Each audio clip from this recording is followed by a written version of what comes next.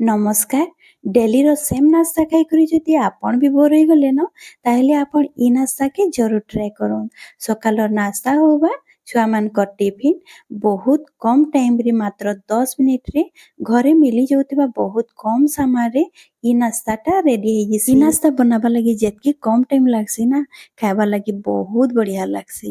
ତ ଇ ନାସ୍ତାଟା ବନାବା ଲାଗି ଆମକେ କାଣା ସବୁ ଦରକାର ଅଛେ ଏବେ ମୁଇଁ ଆପଣକେ ଦେखाବି। ତ ଭିଡ଼ିଓରେ ଆପଣ ବନିକରି ରହିବେ। ତ ଭିଡ଼ିଓ ଆମେ ଷ୍ଟାର୍ଟ କର୍ମା। ଇ ନାସ୍ତାକେ ବନାବାର ଲାଗି ମୁଇଁ ଇନେ ଗୋଟେ ଗିନା ସୁଜି ନଉଛେ। ଆପଣ ଯେନ୍ସି ବି କପ୍ ହଉ ୟା ତ ଆପଣ ଗିନା ହଉ ସେଟ୍ କରି ନେବେ ଆଉ ସେଇଥିରେ ଆପଣ ମାପି କରି ଇନେ ଏଡ୍ କରବେ ସବୁ ସାମଗ୍ରୀକେ। ଆଉ ଇନେ ଦେଖି ପାରୁଥିବେ ଇଟା ପୁରା ପତଲା ବାଲା ସୁଜି ଏ। ଯଦି ଆପଣଙ୍କର ସୁଜି ମୋଟା ଅଛି ତ ଆପଣ ଗ୍ରାଇଣ୍ଡର ଜାରରେ ଦେଇକରି ଆପଣ ପଲ୍ସ ମୋଡ଼ରେ ଆପଣ ପିସି ଦେବେ। ତ ଇଟା ମୁଇଁ ଗୋଟେ ବାଉଲରେ ବାହାର କରି ଦେଇଛେ ଆଉ ସେମ୍ ଗିନାରେ ମୁଇଁ ଇନେ ଅଧା ଗିନା ମୁଇଁ ଦହି ନଉଛେ। ଇଟା ଖଟା ବାଲା ଦହି ଏ, ଟିକେ ଖଟା ଥିବା ଦହିଟା। ତ ଆମ ନାସ୍ତାଟା ବହୁତ ଟେଷ୍ଟି ବନବା। ଇନେ ଦହିକେ ଦେଇ ସାରିଲା ପରେ ଆମେ ସେମ୍ ଗିନାରେ ଇନେ ଅଧା ଗିନାରୁ ଟିକେ କମ୍ ଆମେ ପାନି ଏଡ୍ କରିଦେମା।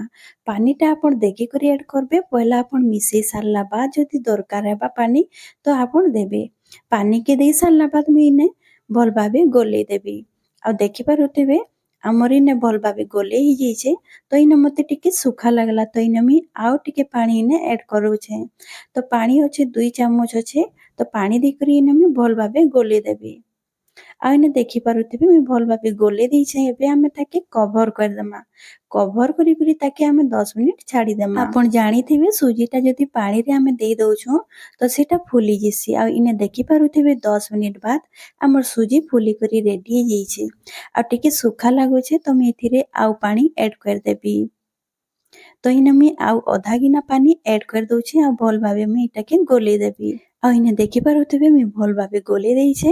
ଆଉ ତାର କନସିଷ୍ଟେନ୍ସି ଆପଣ ଦେଖି ପାରୁଥିବେ। ଏବେ ଆମେ ସେଥିରେ କିଛି ଆମେ ପରିବା ଏଡ୍ କରମା।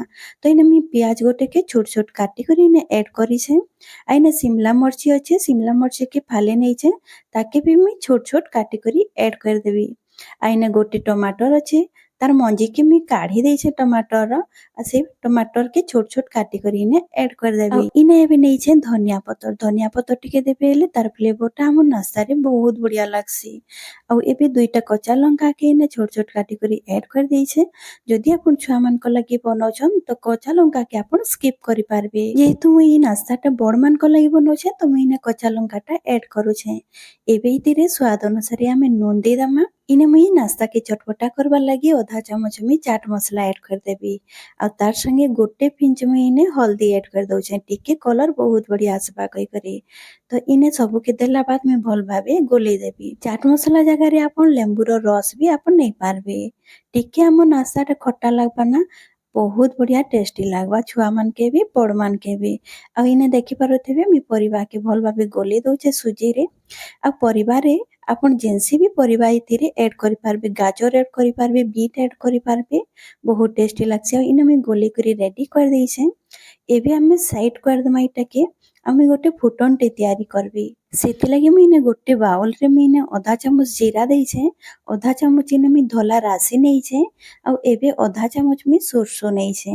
ତ ତିନିଟାକେ ଇନେ ମୁଇଁ ଭଲ ଭାବେ ମିଲେଇ ଦେବି। ମୁଇଁ ଆଗାଡେ ବତାବି ଆମେ ଏଇ ଫୁଟଣଟା କାଣା କରମା ଯେ। ତ ଏବେ ଏଟାକେ ସାଇଡରେ କରିଦେବି।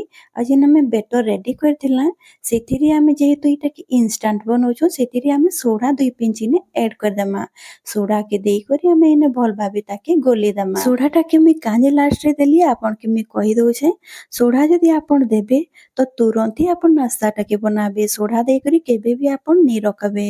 ତ ଇନେ ମୁଇଁ ସୋଡା ଦେଲା ବାଦ ଭଲ ଭାବେ ଗୋଲେଇ ଦେଇଛେ। ଏବେ ଏଟା ପୁରା ପୁରି ରେଡି ହେଇଯାଇଛେ। ନାସ୍ତାଟା ଆମେ ସୁରୁ କରମା। ତ ଇନେ ମୁଇଁ କଢେଇ ଗରମ ହେବା ଲାଗି ରଖି ଦେଇଥିଲି। ଆପଣ ଯେନ୍ସି ବି ଆପଣ ଫୁଟଣ ବାଲା ଡୁଆରେ ଆପଣ କରି ବି ପାରବେ। କିନ୍ତୁ ଇନେ ମୁଇଁ ଛୋଟ ବାଲା କଢେଇ ନେଇଛେ ସେଥିରେ ମୁଇଁ ସୋରଷ ତେଲ ଏଡ୍ କରୁଛେ। ସୋରଷ ତେଲରେ ବନାବେ ନାସ୍ତାଟା ବହୁତ ବଢିଆ ଲାଗବା। ତେଲ ଗରମ ହେଲା ବାଦ ଆମେ ଯେନ୍ ଫୁଟଣ ବନେଇଥିଲା ସେ ଫୁଟଣରୁ ଆମେ ଇନେ ଅଧା ଚାମଚରୁ ଟିକେ କମ ଇନେ ଏଡ୍ କରିଦେମା। ଫୁଟଲା ବାଦ ଇନେ ଆମେ 2 ଡୁଆ ଇନେ ଏଡ୍ କରିଦେମା ଆମର ବେଟରଟାକେ।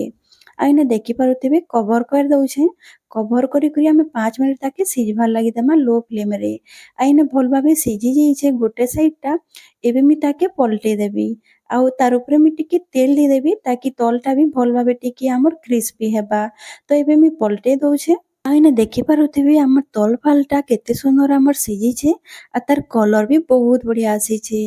ଏବେ ଇନେ ମୁଇଁ ପଲଟେଇ ଦେଇଛେ ଆଉ ଇନେ ଦେଖିପାରୁଥିବେ ଆମର ଗୋଟେ ପିଠା ରେଡି ହେଇଯାଇଛେ। ଏବେ ମୁଇଁ ଗୋଟେ ପ୍ଲେଟରେ ବାହାର କରିଦେବି ଆଉ ସେମ୍ ପ୍ରୋସେସରେ ମୁଇଁ ବାକିଟା ବି ବନେଇଦେବି। ଆଉ ଏଇନେ ଦେଖିପାରୁଥିବେ ଏଇଟା ବି ରେଡି ହେଇଯାଇଛେ। ତ ସବୁ ମୁଇଁ ଇନେ ବନେଇକରି ରେଡି କରିଦେଇଛେ। ଆପଣ ଦେଖିପାରୁଥିବେ ଆମର ନାସ୍ତା କେତେ ଡେଲିସିୟସ୍ ଦିଶୁଛେ। ଆପଣ ବି ଏଟାକେ ବନଉନ୍ ଆଉ ଟ୍ରାଏ କରୁନ୍, ଖାଇ ଦେଖିବେ ବହୁତ ବଢିଆ ଲାଗ୍ସି। ବହୁତ କମ୍ ଟାଇମ୍ରେ ଇ ନାସ୍ତାଟା ବନିଯିସି ଆଉ ଛୁଆମାନଙ୍କର ଫେଭରେଟ୍ ହେଇଯିବା ଯଦି ଆପଣ ଥରେ ବନେଇକରି ଯଦି ଆପଣ ଛୁଆମାନକେ ଯଦି ଦଉଛନ୍। ତାର ସାଙ୍ଗେ ମୁଇଁ ଇନେ ଟମାଟର ସସ୍ ଆଉ ଚିଲି ସସ୍ ନେଇଯାଇଛେ। ଆପଣ ଯେନ୍ସି ବି ଚଟନି ସାଙ୍ଗେ ବି ଖାଇପାରବେ। ଯଦି ବାଦାମର ଚଟନି ସାଙ୍ଗେ ବି ଖାଇବେ ତ ବହୁତ ଟେଷ୍ଟି ଲାଗ୍ସି। ଇ ନାସ୍ତାକେ ବନାବାର ଲାଗି ବହୁତ କମ୍ ଟାଇମ୍ ଲାଗ୍ସି ଆଉ ଘରେ ମିଲି ଯାଉଥିବା ଇଜିଲି ସାମାନରେ ଆପଣ ବନେଇ ବି ପାରବେ।